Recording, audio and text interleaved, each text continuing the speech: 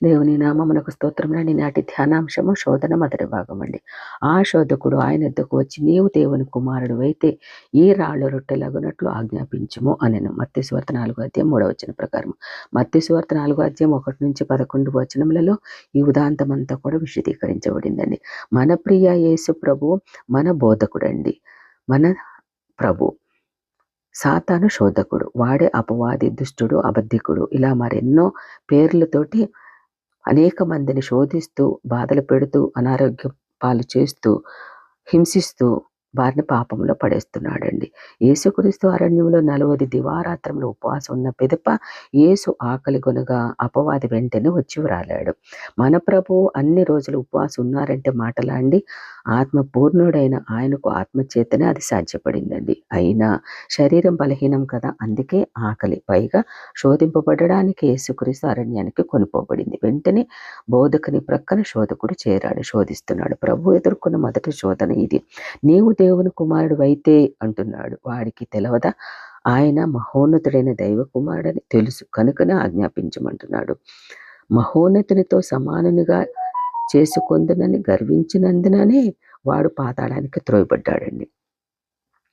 యెషయా గ్రంథం 14:12-15 అన్నీ తెలిసి అంటున్నాడు దుష్టుడు.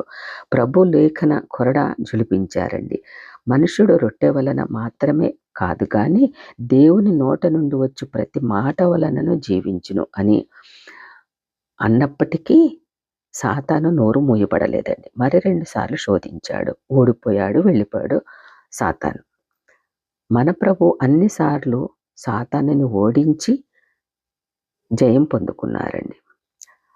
అసలు మృత్యువునే జయించిన యేసుస్వామికి ఈ శోధనలు ఏపాటివండి? జీవాహారంను నేనే అని సెలవిచ్చిన యేసయ్య 5 రొట్టెలు 2 చేపలు 5,000 మందికి పైగా ఆహారంగా పెట్టిన ఆ దేవతనీయుడు 40 సంవత్సరములు ఇశ్రాయేలును మధురమన్నాతో పోషించిన ఆ పరమ తండ్రిని రాళ్లను రొట్టెలుగా మార్చమని శోధించడం, అపవాదికి అంతటి ధైర్యం రావడము లేఖన నెరవేర్పు జరగాలి కాబట్టి జరుగుతుందండి.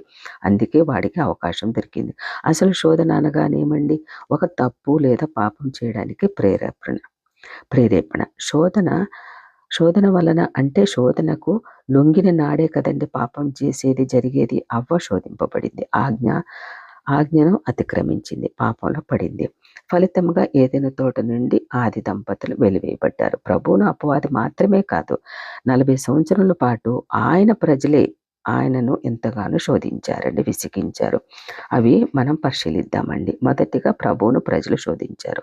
నీటి కొరకు మెరీబాల యొద్ద శోధించారండి. నిర్గమకాండం 17:2-7 కీర్తన గ్రంథము 95:9 ప్రకారం ఆహారం కొరకు శోధించారండి. సంఖ్యాకాండము 21:4-9 ఇక్కడ ఆహారం లేదు, నీళ్లు లేవు, చవిసారములు లేని ఈ అన్నం మాకు అసహ్యకరమైనది అంటూ శోధించారండి. తత్ఫలితం సర్పపు కాట్లతోటి బాధపడ్డారు, హింసలు పడ్డారు. మరి వెంటనే మోషేకి విన్నవించుకోగానే మోషే నిలిపిన ఇత్తడి సర్పపు ప్రతిభను నిదానించి చూచిన నాడు మరలా వారు బ్రతికారండి. రెండవదిగా శాస్త్రులు, పరిసయ్యులు, సద్దుకీయులు శోధించడం. సూచక క్రియలు చూపుమని శోధించారండి. మత్తయి సువార్త 16:1 ప్రకారం. పురుషుడు తన భార్యను విడనాడుట న్యాయమా అంటూ మార్కు సువార్త 10:2 ప్రశ్నలతో శోధించారండి. ఆయన ప్రశ్నతోనే సమాధానం ఇచ్చినట్లు మనం చూడగలమండి. అంతేకాదు విశ్రాంతి దినాన స్వస్థపరుస్తాడా లేదా అని శిష్యులు కాళ్ళు కడుక్కుంటున్నారా, కడుక్కోలేదని పరిపరి విధాలుగా శోధించారండి. అన్నిటినీ ఆయన వాక్య ఖడ్గంతోనే ఖండించారండి. మూడవదిగా శిష్యుడైన యూదా ఇస్కరియోతు మోసంతో కపటపు చుంబనముతో అనగా కపటపు ముద్దుతో శోధించి ఆయనను అప్పగించాడండి. శిలువ మీద దొంగ కూడా నీవు దేవుని కుమారుడవైతే నిన్ను నీవు రక్షించుకో, మమ్మల్ని రక్షించు అని శోధించాడండి. అచ్చు సాతానుకు ప్రతిరూపం వల్లనే కదా. నీవు దేవుని కుమారుడవైతే అని పలికాడు. 4వదిగా శ్రమల శోధన. ఆయన పరిచర్య మొదలు అనేకుల చేత శోధింపబడి చివరకు మన పాపాల నిమిత్తం ఎన్నో శ్రమలు పొందారండి. ఎంతగానో విమర్శింపబడ్డారు. అన్యాయపు తీర్పు తీర్చబడి నేరం లేకుండానే మన దోషాలను వహించి మరణం వరకు శోధింపబడ్డారు.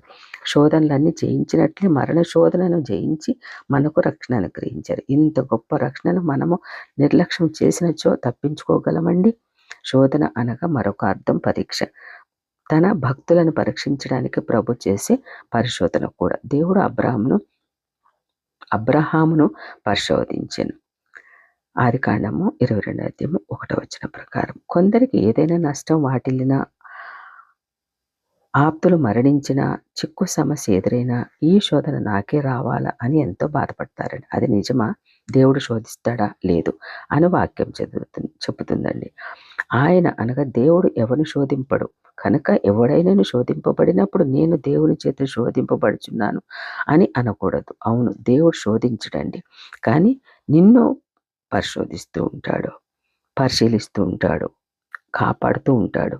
శోధకుడు అన్నీ కూడా బాధలు పెడుతూ ఉంటే తన బిడ్డలను, తన ప్రజలను దేవుడు చూసి వారిని రక్షించడానికి, వారిని పరిశోధించి వారి వెనకాల ఉండి వారిని రక్షిస్తాడండి. మొదటి భాగంగా కొన్ని మాటలు దేవుడు నేర్పించినందుకు వేలాది స్తోత్రములండి. మరి కొద్ది మాటలు ఈ యొక్క శోధన ద్వారా రేపటి దినమున నేర్చుకోవడానికి దేవుడు సమయం దయచేయును గాక. ఆమేన్.